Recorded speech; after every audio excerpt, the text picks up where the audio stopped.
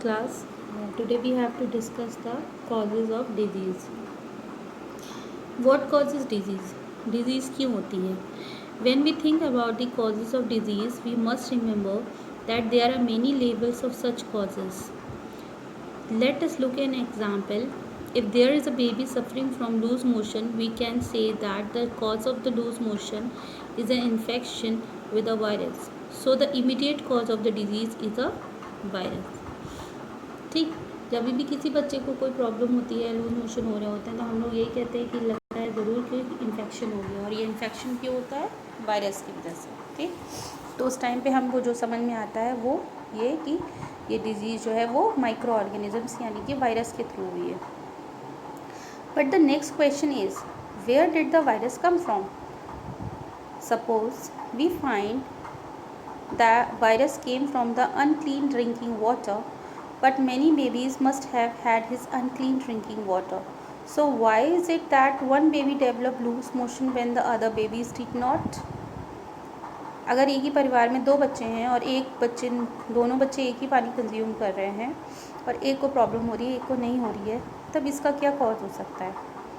One reason might be that the baby is not healthy. दूसरा reason ये है कि एक बेबी हेल्दी है और एक बेबी हेल्दी नहीं है। इम्यूनिटी एक की स्ट्रॉन्ग है, एक की इम्यूनिटी स्ट्रॉन्ग नहीं है। As a result it might be more likely to have disease when expose to risk, whereas healthier babies would not. Why is the baby is not healthy? Perhaps because it is not well nourished and does not get enough food. एक baby healthy क्यों नहीं होगा? क्योंकि उसको एक well balanced diet नहीं मिल रही हो रही होगी.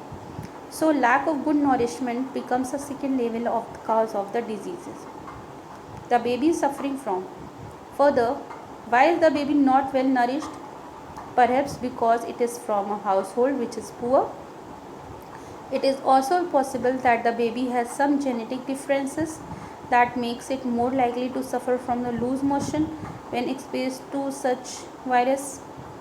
ठीक है, तो तीसरा ये भी हो सकता है कि उसको जेनेटिक प्रॉब्लम भी हो या उसके घर वाले इतने वेल सेटल्ड ना हो कि वो उसको प्रॉपर तरीके से डाइट मेंटेन करवा सकें.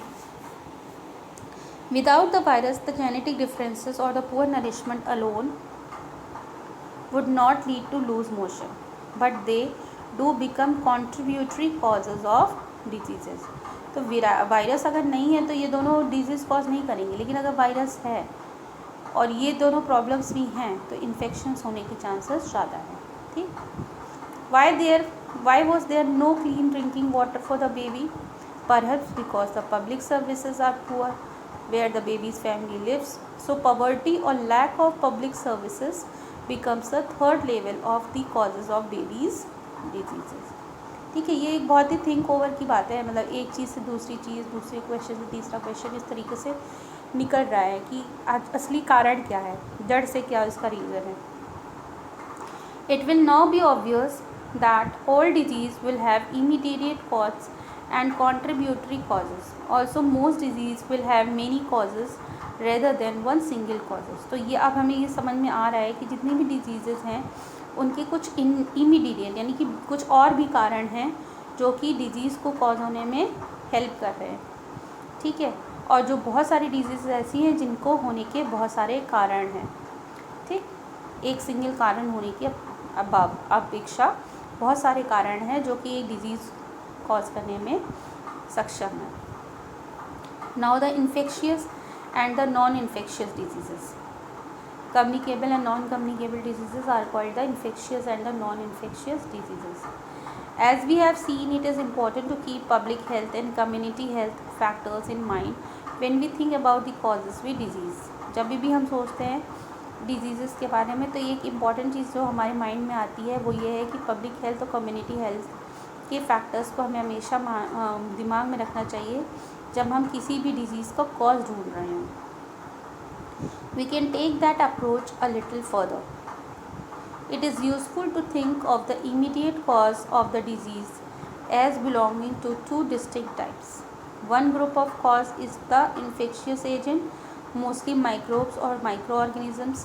Disease where microbes are the immediate causes are called the infectious disease. वो डिजीज़ जिसमें माइक्रोब्स जो हैं वो इमीडिएट कॉज कर रहे हैं वो क्या कहलाती हैं? Infectious disease. This is because the microbes can spread in the community and the disease may cause will spread with them.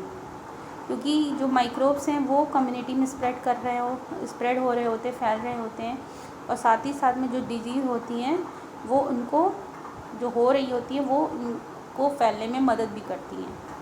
ठीक.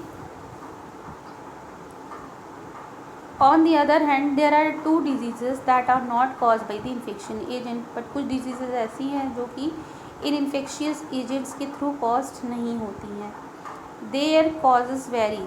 उनके जो कॉज होते हैं, इनके जो कारण होते हैं वो डिफ़र करते हैं, होते हैं. But they are not the external causes like microbes that can spread in the community. पर इनका एक्सटर्नल कॉजेज़ का कोई लेना देना नहीं होता. Instead these are the mostly internal non infectious causes. ये जो है एक इंटरनल मतलब अंदरूनी और नॉन इन्फेक्शियस कॉजेज़ होते हैं इन बीमारियों को होने के कारण. एग्जाम्पल है cancers are cause by the genetic abnormality. जो कैंसर्स होते हैं वो जेनेटिक एबनॉर्मलिटीज़ के थ्रू कॉज होते हैं. High blood pressures can be cause by the excessive weight and lack of exercise. High BP की प्रॉब्लम होती है जब वेट गेन हो जाता है और एक्सरसाइज नहीं कर रहे होते हैं. You can think of any other diseases where the immediate cause will not be infectious.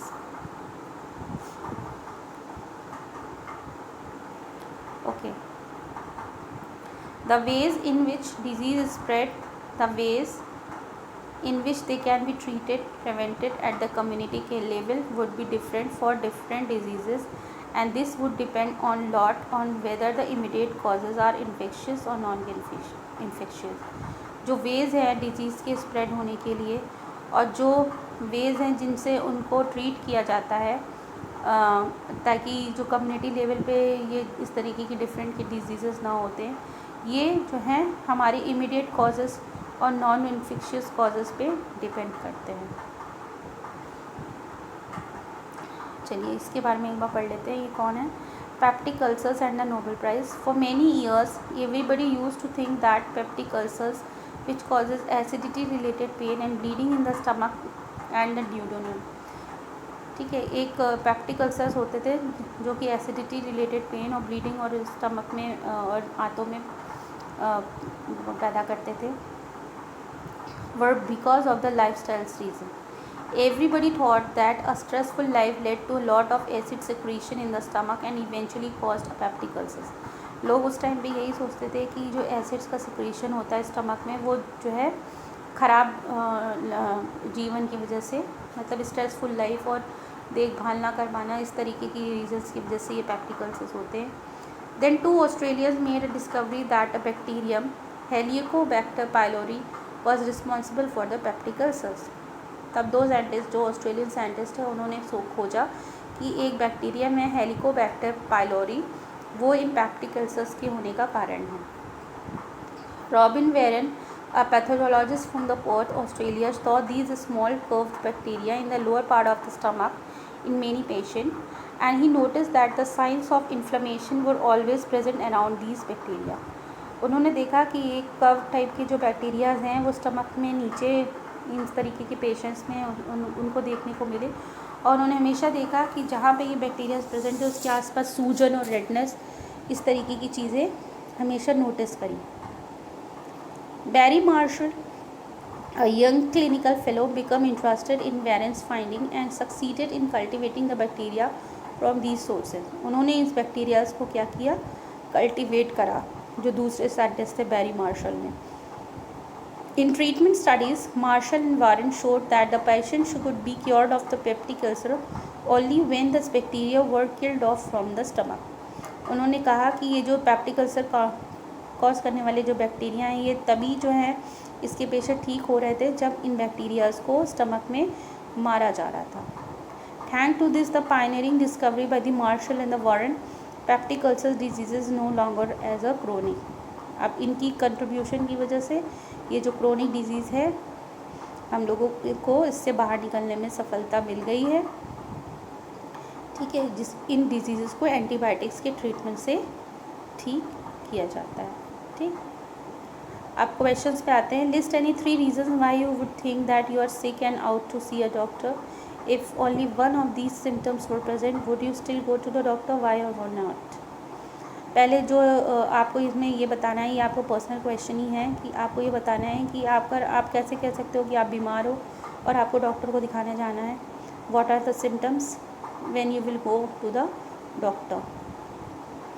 In which of the following case do you think the long-term effect on your health are likely to be most unpleasant? If you get jaundice, if you get lice, if you get acne, why?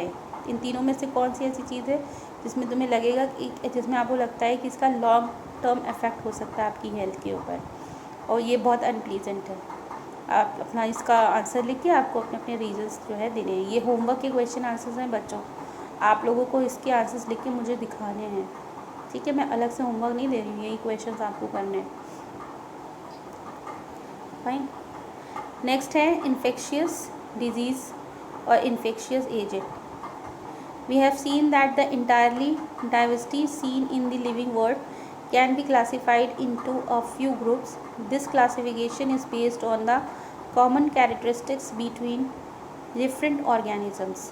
हमने देखा है कि हमारी जो world है उसमें diversity है. ठीक है, और डाइवर्सिटी के अकॉर्डिंग हमने लिविंग वर्ल्ड को कुछ ग्रुप्स में बांटा हुआ है.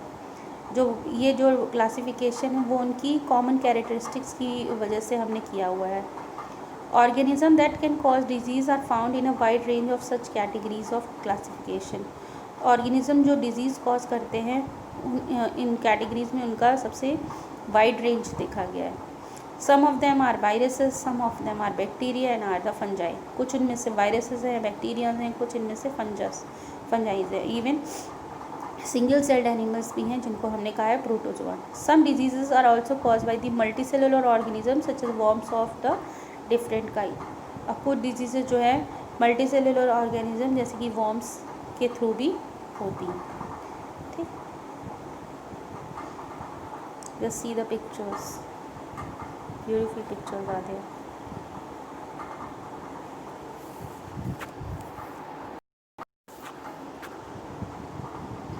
Okay. देखिए पहली पिक्चर है picture of SARS virus.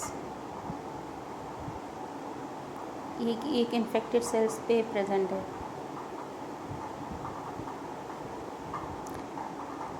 Figure B में देखिए ये स्टेफिलोकोकाई है. स्टेफिलोकोकाई कोकस टाइप का शब्द है. कोकस मतलब चेन शेप्ड बैक्टीरियाज हैं. ये जो है एक्ने कॉज करता है, पिंपल्स कॉज करता है. थर्ड है ट्राइपनोसोमा. ये एक प्रोटोजोन है जो कि स्लीपिंग सिकनेस कॉज करता है. इसका जो शेप है वो सॉसर शेप है. नेक्स्ट आप देख सकते हैं this the picture of the leishmania. ये एक प्रोटोजोन है जो कि काला अज़र जो एक डिजीज़ है वो कॉज करता है. This organisms are oval shape and each has the long whip like structure. One organism is dividing while a cell of the immune system has gripped on the two whips of the dividing organism and sending the cell processes up to eat up the organism. The immune cell is about 10 micrometer in diameter. ये जो हमारी immune cells हैं उनके ऊपर ये अपना जो है हार्मफुलनेस दिखा रहा है. नेक्स्ट है एडल्ट राउंडवॉर्म की एस्केरीज की जो कि स्मॉल इंटेस्टाइन में नहीं. आपने सुना होगा बच्चों के पेट में कीड़े हो गए, तो ये कीड़े कुछ नहीं है. ये जो राउंड वॉर्म्स होते हैं ये पेट में हो जाते हैं. तो these are the various pictures of various micro organisms.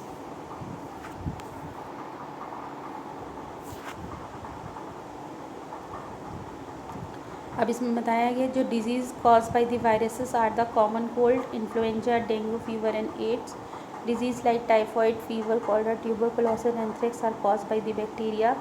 Many common skin infections are caused by different kinds of fungi. Protozoan microbes cause many familiar diseases such as malaria and kala azar. All of us have also intestinal worm infection as well as disease like elephantitis is caused by different species of worm. तो इसमें यही बताया गया है कि different जो micro organisms होते हैं वो डिफरेंट टाइप की डिजीज़ेस कॉज करते हैं. ये उनके एग्जांपल्स दिए हुए हैं. ठीक, अब आपकी ये जो नेक्स्ट क्लास होगी उसमें मैं आगे इसको आपको डिटेल में पढ़ाऊँगी, क्योंकि ये थोड़ा सा टॉपिक बड़ा है और आप लोगों को हर माइक्रो ऑर्गेनिज्म से रिलेटेड 2 डिजीज़ेस के बारे में लिखना है टेबल फॉर्म में, ये भी आप ढूंढोगे। ठीक है, तो till that time just revise the whole topic and do the question which I have given to you and ask you doubt if you have any. Thank you.